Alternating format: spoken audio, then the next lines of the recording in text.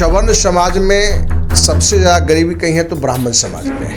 इस डाटा से मुख्यमंत्री नीतीश कुमार को चुल्लू भर पानी में डूब मरना चाहिए। स्वर्ण समाज का बात किया जाए तो राजपूत, ब्राह्मण और भूमियार की बात आती है। वहीं पे पिछले कई वर्षों का अगर आंकड़ा देखा जाए तो सबसे अगर गरीब स्वर्ण समाज में किसी को कहा गया है तो ब्राह्मण समाज को कहा गया, जबकि इस बार गरीबों की बात हुई है तो कहीं कहीं भूमियार समाज का नाम आया है, जो कि 2 से 3% मात्र है। उस पर क्या कुछ कहेंगे, जबकि वो लोग विरोध कर रहे हैं कि ऐसा नहीं है? देखिए, सवर्ण समाज में सबसे ज़्यादा गरीबी कहीं है तो ब्राह्मण समाज में है। ये गणना करने वाले का क्या खाका है वो अलग अलग जगह पर है। अखिल भारतीय अपराध विरोधी मोर्चा का शुरू से मानना रहा है और जिसके लिए हमने एक बड़ा आंदोलन किया, गांव से लेके दिल्ली के राजधानी राष्ट्रपति भवन तक किया, कि देश एक है, देश का नागरिक एक है, देश का संविधान एक है। तो किसी समाज में गरीबी हो, वो सवर्ण है कि अति पिछड़ा है, दलित है कि अनुसूचित जनजाति है, ये मत देखिए। आरक्षण का आधार सिर्फ आप गरीबी रखिए, क्योंकि आज भी जो आरक्षण है अनुसूचित जाति, अनुसूचित जनजाति या पिछड़ा अति पिछड़ा के जो क्रीमी लेवल के आदमी हैं, जो संपन्न लोग हैं, उनको उसका फायदा मिल रहा है।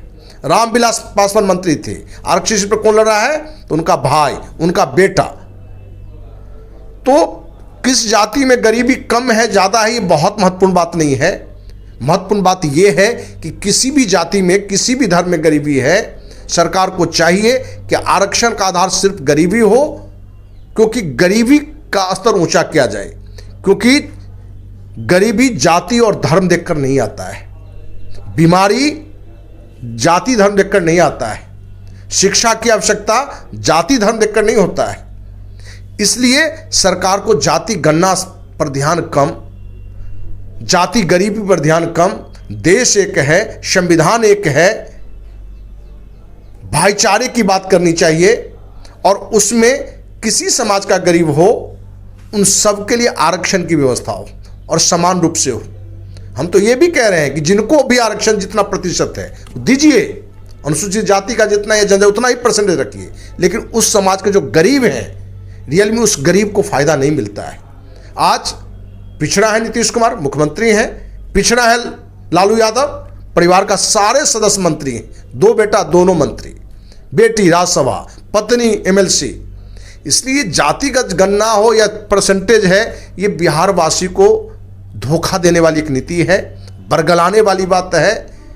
उस पर लोगों का ध्यान आकर्षित करके ये लोग कहीं ना कहीं अपने परिवार, अपने लोगों को सत्तासीन कर रहे हैं। जिस तरीके से नीतीश कुमार जी बिहार के मुखिया हैं और ये हमेशा कहते हैं कि बिहार से गरीबी हटाओ का नारा उनका हमेशा से रहता है कि बिहार में कहीं ना कहीं गरीबी हटाओ, और बिहार को हमेशा से मजदूरों का फैक्ट्री कहा जाता है, गरीबों का राज्य बिहार कहा जाता है। आज भी जिस जातीय जनगणना की बात किया जाए तो उनका एक रिपोर्ट है जिसके द्वारा ये कहा गया कि बिहार में अभी भी 30 से 33% लोग ऐसे हैं जिनका मासिक आय मात्र 6,000 रुपया है।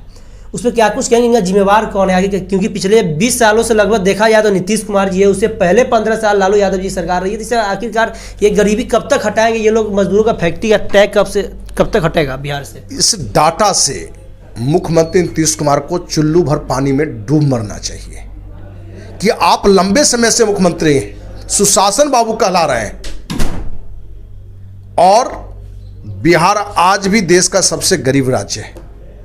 आज एक बड़ा भाग के लोग 6,000 रुपये प्रति माह की आमदनी में जी रहे हैं। आज जो महंगाई है, क्या इस पैसे से एक परिवार का जीवन स्तर सुधर सकता है? इसलिए हम तो कहेंगे कि नीतीश कुमार को कि आप चुल्लू भर पानी में डूब मरिए, क्योंकि आप ये नहीं कह सकते कि मेरी सरकार नहीं थी, हम सत्ता में नहीं थे, और जब थे तो ये गरीबी का डाटा क्यों? इसलिए कहीं ना कहीं हम बिहारवासी का दोष है कि चुनाव के समय, मतदान करने के समय में जो हमारे पास अधिकार है, शक्ति है, कि ऐसे लोगों को हम चुने जो हमारी गरीबी को मिटा सकता है, लेकिन उस समय हम जाति देखकर, धर्म देखकर हम वोट करते हैं।